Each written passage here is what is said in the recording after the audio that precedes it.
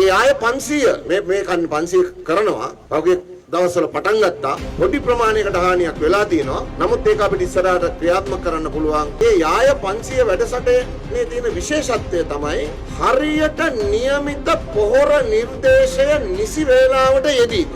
ඒක එක. කවුරුත් දන්නවා අපි වපුරලා දින 10ක් 14ක් ඇතුළත අපි පළවෙනි යූරියා පාර දානවා. ඒක ඒ ටයිම් එකේ හරියටම කරන්න අවශ්‍ය ප්‍රමාණය. ඉතින් ඒ විදිහට සම්පූර්ණ විද්‍යාත්මක සැලැස්මකට මේ යාය වැඩසටහන අපි ගෙනියනවා. එතෙන්ට ගෙනිච්චට පස්සේ අපිට කීරි සම්මායි ගේන්න වෙන්නෙත් නැහැ. අවශ්‍ය වෙන්නේ නැහැ. රටට ඕන නාඩු අපි ආහාරයට ගන්න 80% නම් 80 ඕන අපිට. ඒක අවශ්‍යයි. හැබැයි නාඩු 90 වුණොත් කීරි සම්බාඩු වෙනවා.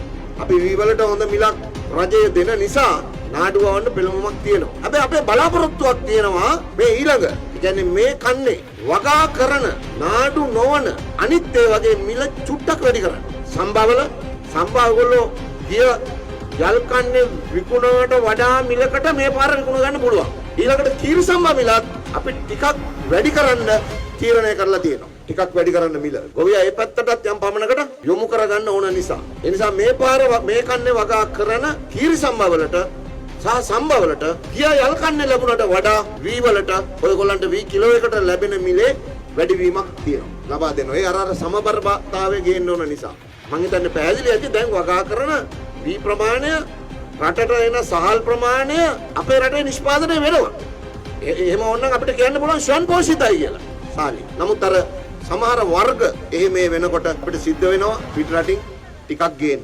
එහෙම ගෙනාවා. පෞගිය කන්නේ. ඒක ඉස්සරහට නොවෙන්න නම් අපි ආණ්ඩුවයි රජයයි ඔයගොල්ලෝ දන්නවා මේක දෙකක්. අපි ආණ්ඩුව මෙතන ඉන්න රජයේ නිලධාරි මහත්තුරු. ඒතොර ආණ්ඩුව රජය ගොවි ජනතාව එකට සම්බන්ධ වෙලා හරි අනුපාතයට වී වගා කරොත් හරි අනුපාතයට සම්බා මෙච්චරයි නාඩු මෙච්චරයි කීරි සම්බා මෙච්චරයි හරි අනුපාතයට වගා කරගත්තොත් අපිට පිටින් ගේන්න වෙන්නෙම නැහැ. ඒ හරි අනුපාතයට වගා කරන්න නම් අපි අර යාය වැඩසටහන තුලින් ඒ කියන්නේ ඒක එතකොට ගොඩාක් සැලසුම් සහගතව කරන වැඩසටහනක්. ඒ වැඩසටහන තුලින් අපිට පුළුවන්කම ලැබෙනවා.